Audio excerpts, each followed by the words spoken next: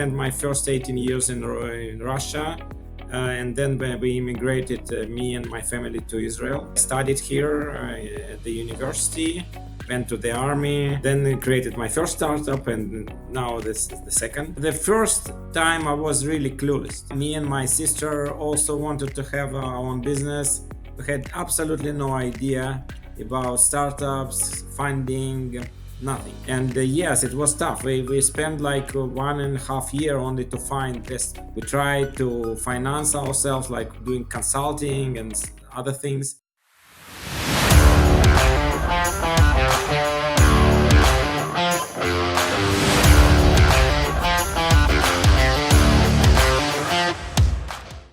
Hi, Yakov.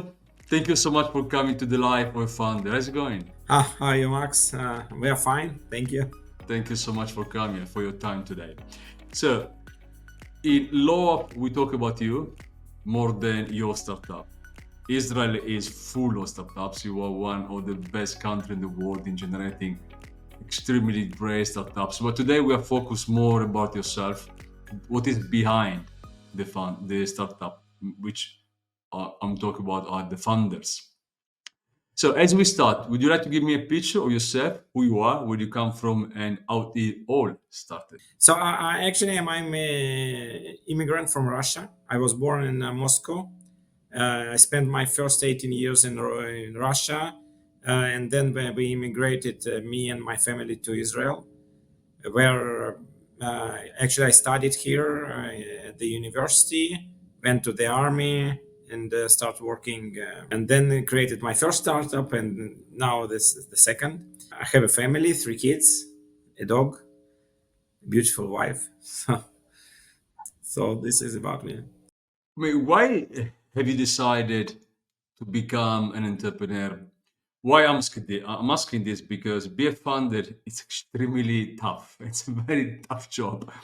Even if you start with endless money, it's still extremely complicated to get things right. And don't lose the money. If you start without anything, even more complicated. Why have you decided to take this action, to take this path of life? So I should separate two occasions. Like it was first in 2001, the first startup, and now the second one. So the first time I was really clueless. It was, if you remember, it was the main internet bubble, which everybody wanted to create their company. Me and my sister also wanted to have our own business.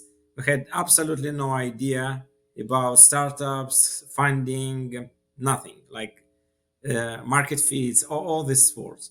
So what we just wanted to have our business, and we decided to create it. Okay, so I would I see myself back then as kind of a little bit naive, and just wanted to have something of my own. And yes, it was tough. We spent like 1.5 years only to find an investment. So it was like we tried to finance ourselves, like doing consulting and other things, and evolving the product. We went through, I don't know, hundreds of talks with investors, and finally we found one. So we just wanted our own business, everything than anything else. What was the feeling when you started your first one in 2001? It was amazing. Like it was so great. Like when we just decided to do it, and I quit my job, it was scary, and I felt like It was the time when the first Matrix was filmed, right? So I went to see the movie, and you remember the blue pill and the red pill, and why I was Yeah. feeling like Neo choosing the pill. Like, I resign my good job with good salary and go to the startup, or should I stay? And I choose I don't know, there's no right one, but I guess it's the blue pill, right? So now I choose to go to resign and to create the startup. So this is how I felt. And then when we found the funding finally, it was like a huge joy. Okay, because finally you can build something. Finally, we were able to do things, hire people, It's and very, I think it's very challenging when you need to decide starting a startup from scratch without having no job. You don't need to give up anything, right? You just do something because maybe you didn't find any job. You need to survive. You open your company. But when you make a real choice, I mean, I'm going to quit a very well-paid job because I'm going to run my business.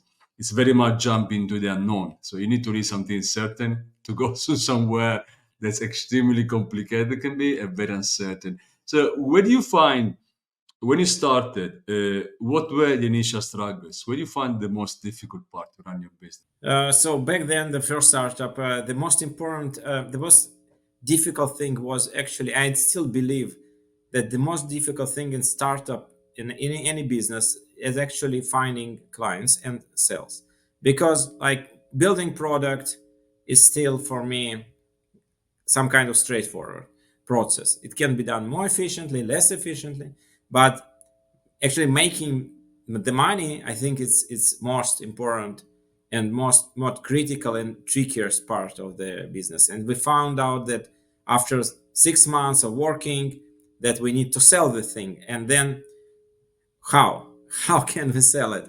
Who should we sell it? We really had no good strategy. And then we went to Chicago, US, and we just spent time there watching the industry and watching brokers and find and understanding who can be our client and how to start selling. From this point, it was easier. When you have clients, then you have feedback, you have money, you can move forward. But getting first clients, I think it's this is the most critical and most complicated part in my view. You had the first one pay the invoice. I mean, pay the first pay in. It's always the most complicated. But have you found more difficult finding the right investor or your first client? Probably the first one is the most complicated, right? Yeah, it was in our case. Yeah, finding investor was very hard, and it was so strange, I should say, because we actually after 1.5 1 year and 6 months we decided to give up, and we said no. So we cannot find money. Okay, so we cannot find funding. It's we failed. So we called everybody and told the guys, remember us? We give up. We want to go and find jobs, and that's it. And one of the people actually returned to us and tell, you know what? I want to invest. So it's probably the stupidest, I don't know, craziest thing you can do. Just write to your investors and say, or potential investors say, guys, I give up. So, but surprisingly, it worked. So I don't know. I don't think anybody should follow this. I don't know path or advice, but for us, it worked there back then. It was an unwanted strategy, but it worked. Yeah, it So that's somehow the works. I don't know how. that. Anyway, almost 2 years. It's a very long call. It must be exhausting fundraising for almost 2 years. It's been very tough. Yeah, because like yeah, everybody says it, but like you get actual every time no, like no, we are not interested. It is interesting idea, but we don't want to invest, and it's very hard to deal with this rejection. I mean, this is the part of almost any fund. It takes time to get funding. If you get fund, if you're lucky enough to get someone give you the money that is not yourself or someone close, very much close to you. But outside working, you have a beautiful family. You told me outside working, what do you like? What? How do you spend your spare time when you have some free time? I know we are Russian Jews, right? So we believe that we need to give our children everything, that even if they don't want it. So so I have tennis lessons. I don't Python lessons for my kids, English, whatever. I just feel like a taxi driver. Like I take them at 6 or 7 p.m. and I start just driving with them to all these places at almost a daily basis, which is also good because we can speak and communicate and discuss stuff. But this is my day. Like I spend my day at work and then I just go with my kids to all kind of um, activities. Anytime I talk to founder, there are some founders they like to have a kind of routine, wake up same time, doing almost the same stuff to keep in balance. Of course, if you can. But in your case, you have your kind of daily routine that gives you some kind of guides. Let's put it this way. Yeah, no, I think I have a routine. Yeah, it's I mostly try to be on time. I don't know, at 9 a.m. at work. Sometimes it doesn't work because, like, when you're young, when you don't have a family, then no problems. But when you have a family, then it's not so simple. Like, you have too many things that you need to do sometimes that you cannot avoid.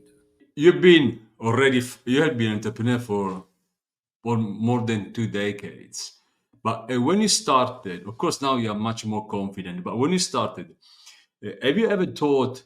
I mean, you already said I'm going to give up, but you were going to give up because the funding, not because yourself, your ability to be an entrepreneur. Have you ever been thinking in this time? I mean, I'm not qualified enough to actually deliver what I would like to deliver in terms of company.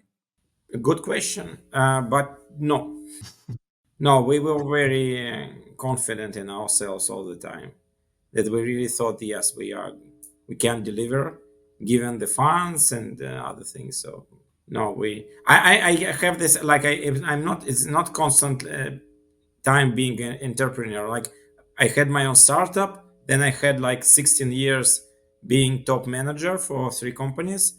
I was a CTO of like three companies, large ones, and now I return to be managing my own startup. So at these companies, I had this syndrome of asking myself if I really competent enough to, because on top management role, I think more time than on startup manager role, you have this questions you don't do by yourself too much, you just manage people. That's true.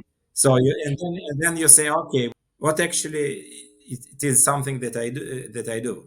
Like, you don't do anything really. You just sit on meetings and think about stuff and just and that tell people your vision, even not exactly what to do, but what you think we should do. And then you think maybe everybody can do it, right? So then I had this thought about myself, like, maybe it's something strange. They pay me so much money for what exactly? The difference is incredible. How different can be a top manager and be a founder. The level of execution is so different. The time you spend to do something really, hands on, it's very very different. You're right. Top managers they think and they manage people. They don't actually practically do that much. What do you enjoy the most in what you're doing today in your daily task? There is any part that you really enjoy more than others? Yeah, I enjoy most of the things. It's so, everything is so interesting. Like, I run campaigns, like marketing campaigns, speak with clients, formulate, speak with investors, think about product development, even do prototyping in code. So I think everything is so new, like, not new, but something forgotten for this time I was manager. So all of a sudden, I returned to coding and a lot of hands-on stuff. So it is very interesting and enjoyable, I should say. How do you keep yourself motivated? I always say to any founder that motivation and resilience are the most important attribute they must have to move forward. Otherwise, there is no way you can go. It's just too difficult. How do you keep yourself motivated and resilient every day? Wake up in the morning and go to work with the same attitude, always full of motivation. I was always told people, like, I'm self-motivated person. Like, I find this motivation. I'm able to find motivation, not only as founder, also as manager. So I just think about, okay, there is so interesting stuff we should do today. Let's do it. And yeah, it's sometimes there are setbacks, it's important to find strengths again, because you see, yeah, nothing will work. So it is important to wait and wait for the good news, because every time after the bad news there are good news. So, and if it's today it seems very bad and depressing, tomorrow all of a sudden it could be better, and in most cases it is. So I just sometimes I think I just wait for good news. And Because you have been working for a while, so you know perfectly well, based on your experience, that life works exactly in this way. Some days are very bad, but the day after it's another day. It can be very nice, very good, with very good news, as you said. Many founders, especially the very young, like the youngest, they can't wait. They really have no passions at all. They want everything done immediately, and life as business, they just don't work in this way. This is what it is. So you need to have the time to wait, give it takes that time. So I agree with you. Perfectly agree. I do see the in Israel, you have a very strong tech ecosystem, very strong one, probably one of the strong in the world. How do you see the tech ecosystem in Israel and worldwide? Do you believe tech is doing enough to create a better world for the one that's coming after, like your kids, for example, and anyone else? I don't know the tech itself.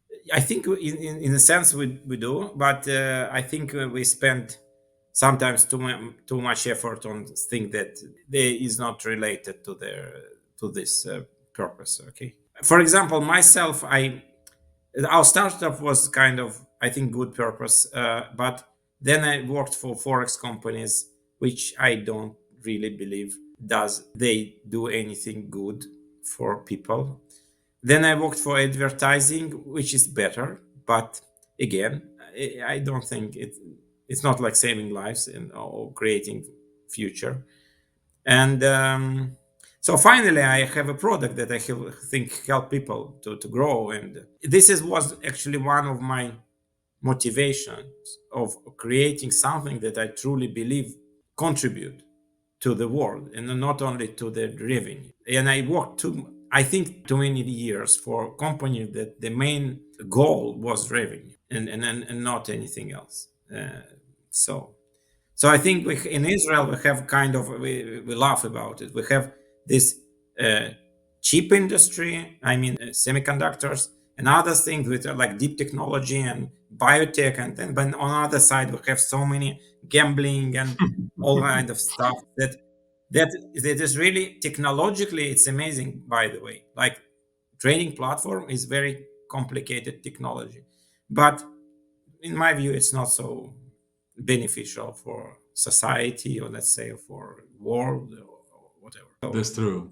we can do more, yeah, to help people, you know. I mean, I believe we talk a lot. We talk big in terms of helping people. What which is, in the end of the day, at least for now, it's revenue, income, profit. It's very much driven by profit more than good things to be delivered for the community. But anyway, hopefully one day we get there. What we like to change, I mean, today this world is a pretty mess. The world has been always a mess in any way. If you can change something, really have the power to change anything in this world today, what would you like to change? Anything, not just tech, not just entrepreneurship, whatever.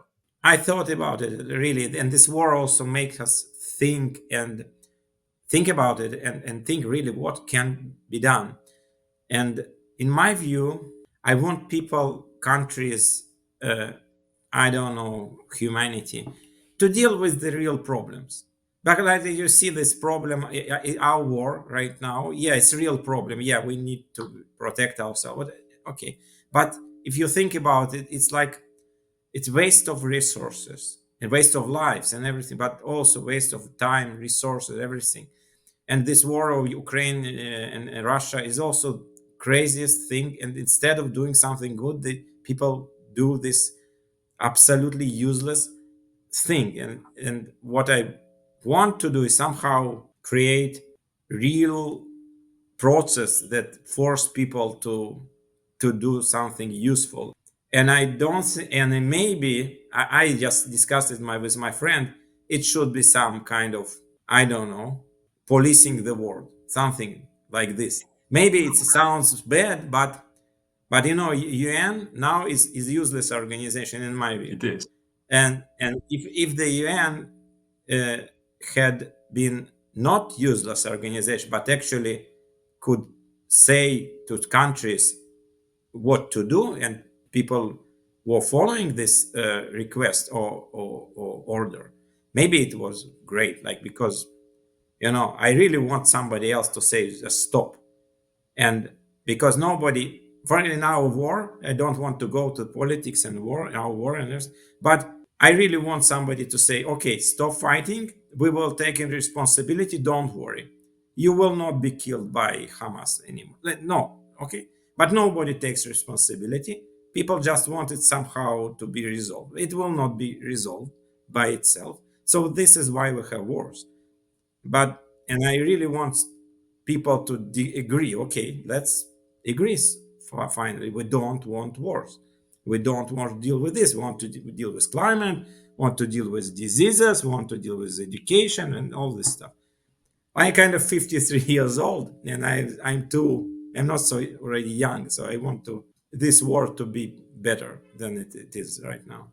I mean, So, but by this, somebody need to take a responsibility, and nobody wants to do it, as I see it right now. there is so much politics involved in whatever we do. As you say, there is a lot of talk. Nobody wants to take any form of responsibility, and nobody wants to make any form of decision because everyone tries to be in the middle without upsetting the right and the left, which is not possible. There's no way it's going to be possible, and neutrality produces nothing. But you're right. United Nations is there to be there. This pure formality. They have no power at all.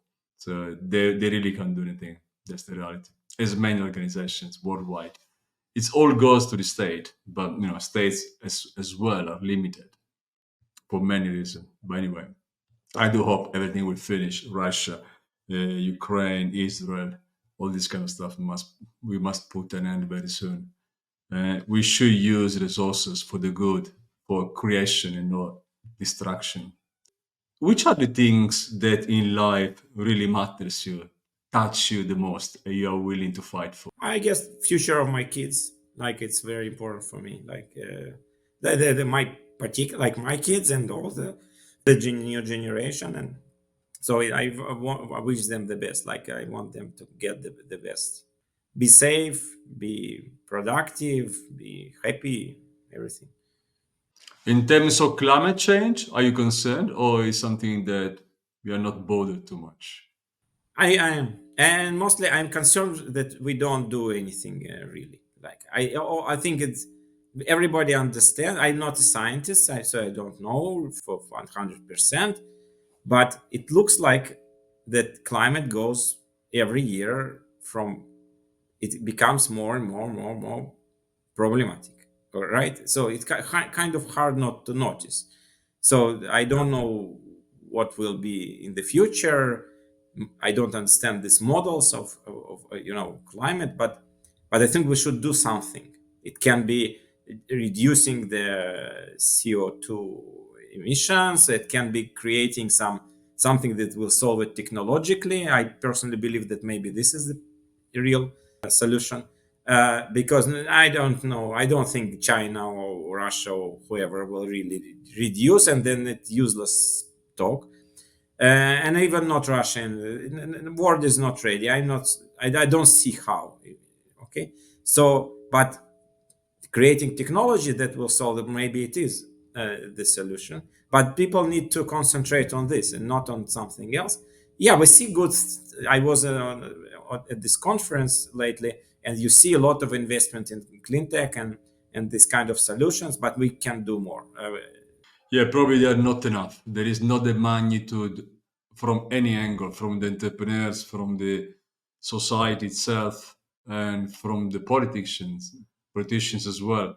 There is a lot of, again, a lot of nice talk, but a very little action. And after you need a very strong action for the oil producers, for the, and on this side, it's very little done, very, very little done, because revenue matters still too much. Shareholders are the main. No, I don't know. I agree. like I'm very much afraid that we will get to the point of no return, and then something will start happening, but it will be all too late or too tough. I don't know. So Sometimes, Yakov, I do believe we're already there. The point of not return. I hope I'm very wrong. I really hope I'm wrong. But from what I can see from the scale, how things are moving so fast on the climate side and how things are slowing so fast on the commitment side, I mean, the fork is pretty much going wider and wider and wider. So, anyway, that's all for the good. Do you like reading books? yes, I am, but lately I found enjoyable, more enjoyable listening to the Audiobooks are very nice and very fast to be yeah, used. You're right. Yeah. and because I tend to skip lines. You know, you read the book when you want to get to the point and to the and it's wrong. Stephen King I once wrote that this is bad things, like you don't need to read the book like this, and when you listen you cannot do it. Yeah, that's true. Yeah, okay, so you must listen the book as it is, like you cannot skip, and I found myself more listening than reading. So Do you have any favorite author, writers? um like my most favorite, or If you like have any. I love Steve. Uh, I like fiction. I love Stephen King. Not everything, but he wrote, but some. I enjoy my favorite book is Bulgakov's book, Master and Margarita. If you're familiar with it's Russian novel. Very, it's kind of fictional novel of. It's not science fiction, but it's. I think it's one of the first fictions book. and what about movie?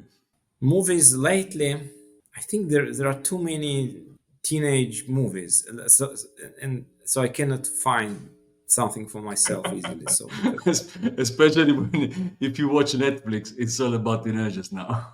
That's true.